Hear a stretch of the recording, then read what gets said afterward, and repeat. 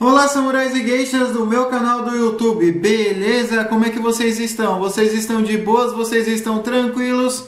Então tá tudo bem. Primeiramente, recado rápido, recado básico.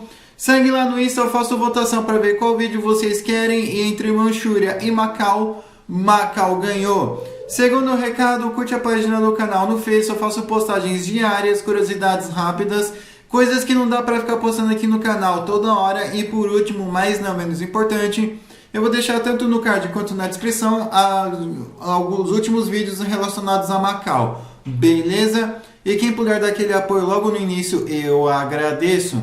E bem, como vocês estão vendo, né, hoje vamos falar sobre as revoltas ou os protestos aí que aconteceram em 2010 em Macau. Assim como os de 2007, esses aí teve outras reivindicações, beleza? Mas enfim, sem enrolação, que eu já enrolei demais, vamos direto ao vídeo. E obviamente, né, vou precisar dar aquele contexto.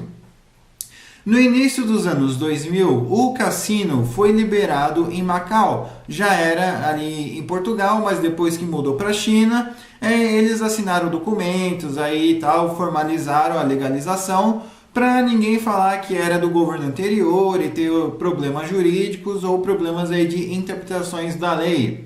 E com isso, Macau começou a prosperar, pois começou a ter investimento, começou a ter novos resorts, novos hotéis, turismo.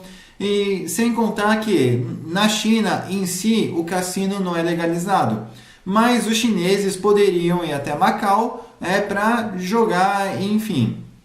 Agora, né, isso também teve um grande reflexo em 2010. Com a economia de Macau crescendo desproporcionalmente, muitos trabalhadores estrangeiros estavam investindo lá, o turismo cresceu horrores, só que isso teve várias consequências, porque muitas empresas privadas começaram a investir lá, muitas empresas estrangeiras.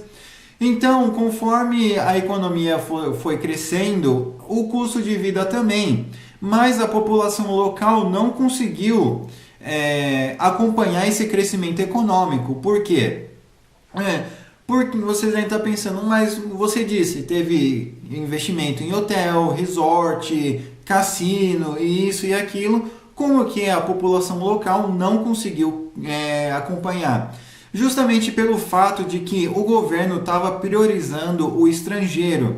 E sem contar que, conforme as coisas iam crescendo, os estrangeiros iam dominando tudo. Então, os hotéis que os estrangeiros compravam ou investiam, ou até mesmo construíam, eles não davam essa chance para o morador local. Então, eles compravam, demitiam o local e contratavam o estrangeiro.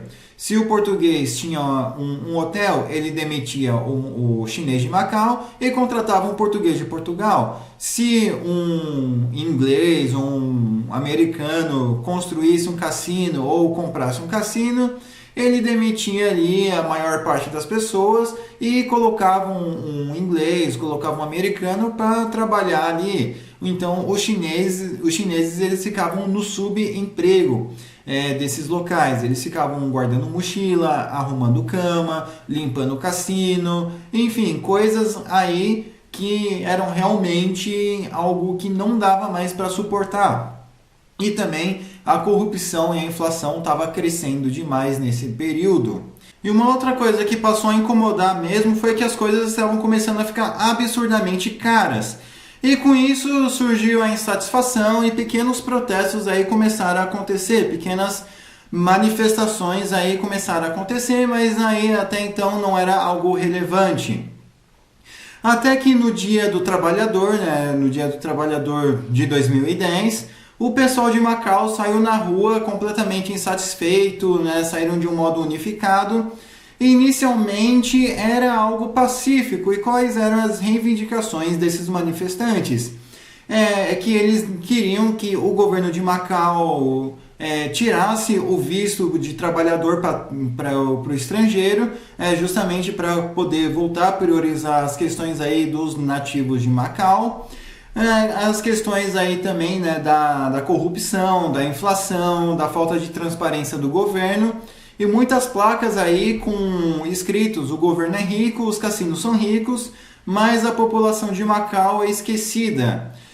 E as coisas começaram a piorar quando alguns manifestantes acabaram vendo uma viatura da polícia dando sopa, estava estacionada e não tinha ninguém dentro. Então eles começaram a vandalizar essa viatura, começaram a revirar toda essa viatura e colocaram fogo. A partir disso, né, a polícia foi acionada e as coisas aí até estavam sob controle, né? A polícia fez uma linha de escudo, pedindo para os chineses parar, né, pedindo para os chineses se afastarem, mas eles começaram a atacar pedra, começaram a atacar lata e os policiais foram avançando. E conforme os policiais foram avançando, os manifestantes também.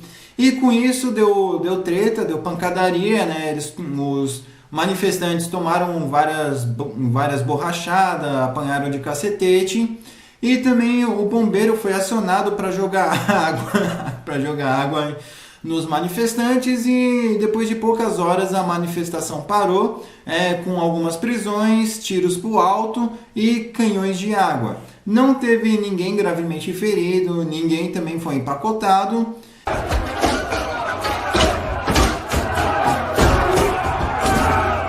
Stand your ground, keep the line, stop pushing. Hands up! Hands up, back off!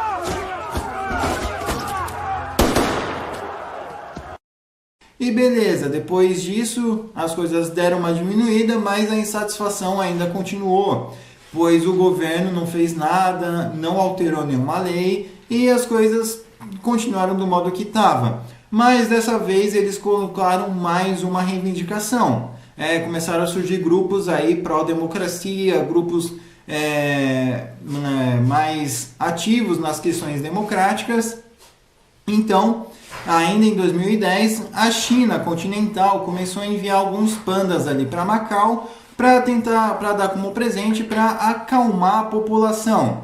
O governo viu isso com os bons olhos, né? Pois com os pandas chegando vinha um dinheiro extra e esse dinheiro aí era para investir nos pandas, criar novos locais e o governo estava fazendo isso e aproveitando para desviar mais dinheiro.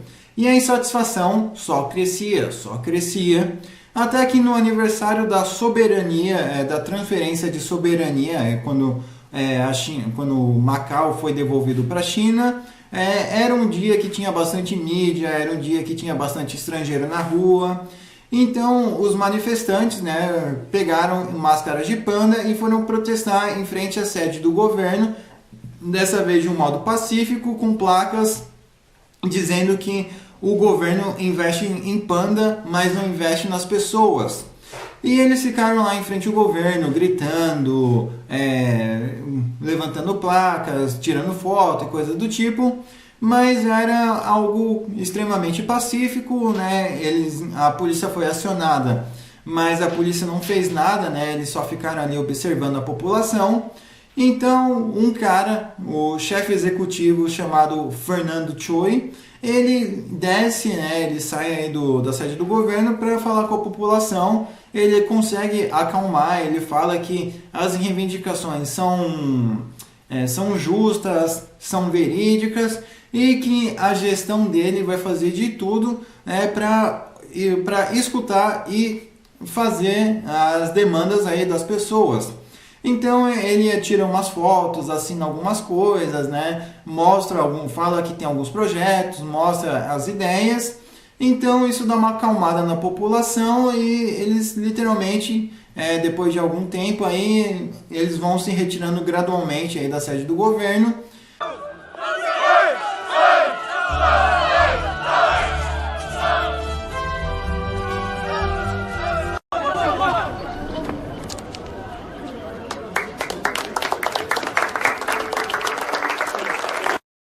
Mas e o que aconteceu depois disso? De imediato, nada. O Fernando Choi fez alguma coisa? Fez. Ele conseguiu dar uma reduzida na inflação, né? Ele viu algumas coisas aí lá das coisas do protesto dos trabalhadores, né, de maio, Então ele começou a fazer algumas coisas, mas ele fez e depois parou.